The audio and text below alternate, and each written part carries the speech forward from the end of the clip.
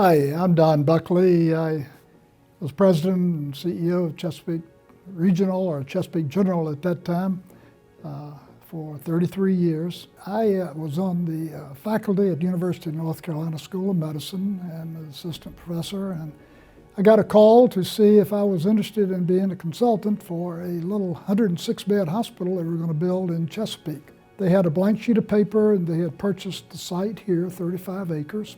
And so from my home in Chapel Hill, I was consulting and I was coming up and meeting with the board and meeting with the architects. And so we went from a blank sheet of paper and to building the hospital. And then I only planned to stay 3 to 5 years just to get the hospital open and going. And you know, as history shows, there was never any time we weren't growing. The hospital had some ups and downs in getting approval. We had to get state approval. We had no money.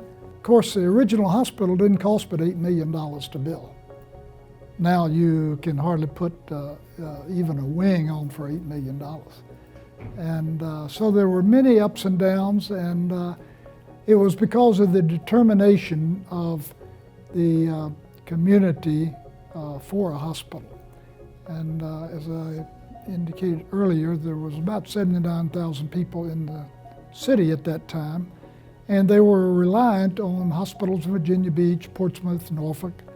And so the regulatory agencies didn't feel that there was a need for a hospital, and so we had to win over that approval. I remember the first day that we put a trailer on site in which I resided for 3 years. We had to cut trees down. And now the newspaper came up with a statement, look at what they're doing, they're cutting all of our trees down. Well, you can't put a trailer on top of a tree.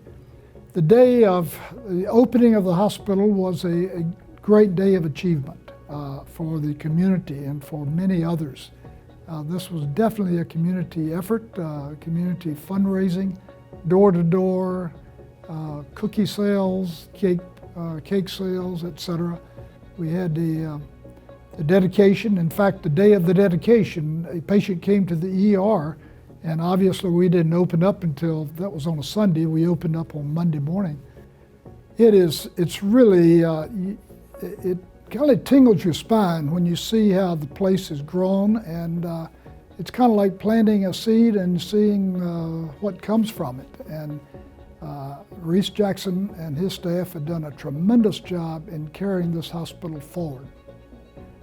Chesapeake is the only independent hospital here, and for it to survive and succeed, survival is not a word that I like. I like success.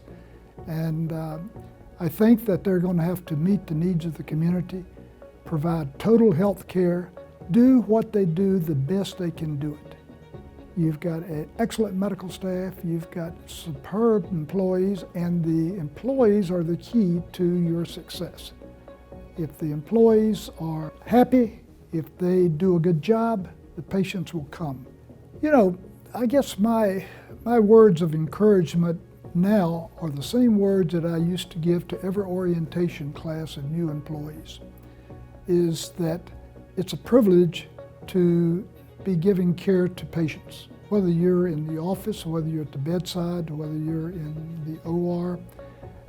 This is different than selling widgets. It's different than selling insurance. It's different than any other profession.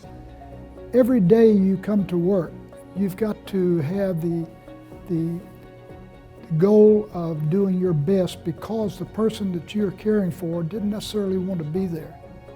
And this is a ministerial role.